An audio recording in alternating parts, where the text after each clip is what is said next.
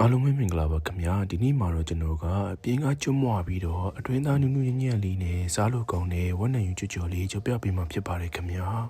ဝက်နံယူတွေကိုအရသာနှက်ရန်အတွက်စားကြက်သားမုံပင်းငပြားရဲ့အကြီးထောင်းထားတဲ့ကြက်သွန်ဖြူငရုတ်ကောင်းနဲ့ဂျင်းရည်တို့ကိုညှစ်ထည့်ပါမယ်ခင်ဗျာအသားရီနူးညံ့စေရန်အတွက်ရှာလကာကြီးအနှင်းငယ်ကိုလည်းထည့်ပါမယ်ခင်ဗျာပြီးတော့ရင်တော့အရသာတွေကိုတည်တည်ချာလေးနှက်ဆက်သွားအောင်နေပေးရပါမယ်ခင်ဗျာရှာလကာကြီးများရင်ကျင်သွားနိုင်တာမလို့အနှင်းငယ်ထိမ့်ပြီးတော့မှထည့်ပေးပါခင်ဗျာ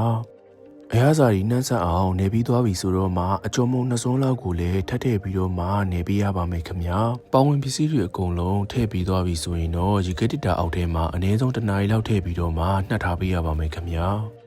ကိုယ်တိုင်ပဲအိမ်မှာလှုပ်ရှားတာဆိုတော့လက်အိတ်တွေဝတ်ပြီးတော့မှနေမနေတော့ပါဘူးခင်ဗျာအသားတွေနှက်ထားတာလဲတနားရီကြော်လာပြီဆိုတော့ကျွန်တော်စပြီးတော့မှကြော်ပါမယ်ခင်ဗျာကြော်တဲ့အချိန်မှာစီးပူလာပြီဆိုမှကြော်ပေးပါခင်ဗျာမီးပူချိန်ကိုတော့အလဲလက်လောက်ထားပြီးတော့မှကြော်ပေးရပါမယ်ခင်ဗျာ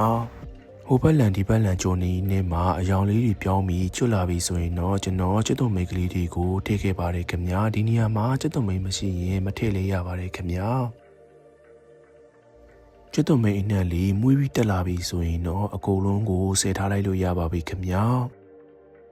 အခုဆိုရင်တော့အပြင်သားကျွတ်ကလေးနဲ့အတွင်းသားနူးညံ့ပြီးစားလို့အရန်ကောင်းတဲ့ဝက်နံယူကြော်ကြော်လေးရပါပြီခင်ဗျာ